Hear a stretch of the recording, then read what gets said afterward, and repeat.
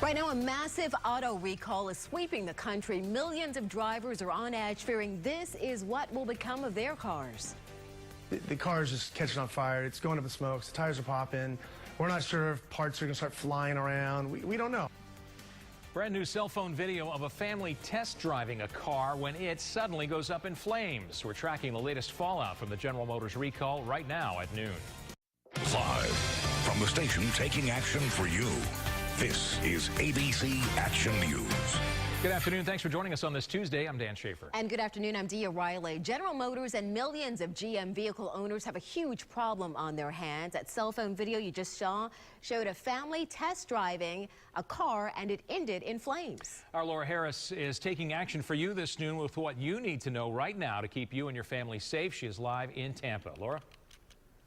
Dan, for much of the morning, I have been talking to a lot of these different car dealerships. They're saying the best thing people can do right now is listen for this recall. If your car is involved, immediately take it to a dealership. They'll look at the VIN number on your car to check to see if your particular car is involved in this recall. Another thing you can do, make sure you take all the keys except your one key that goes to your car off the keychain. They're saying that previous recall, the one that has to do with that ignition, it may be because a lot of people weigh their keys down with extra stuff.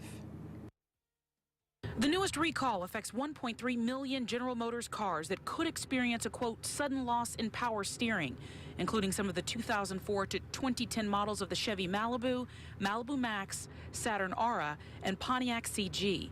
This on the heels of a recent massive recall involving 2.6 million cars for faulty ignition switches. This video showing what happened to a car with the same issue. And it's a problem that's been since linked to 13 traffic deaths. The ignition switch problem, where the key slips into accessory mode, cutting off the engine, airbags, and the power steering, has been linked to those deaths. A problem GM may have known about since 2001, but just recently issuing a recall.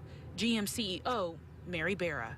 We have work to do to improve our process, and we are dedicated to doing that. We will put all those processes and learnings in place to make sure this never happens again.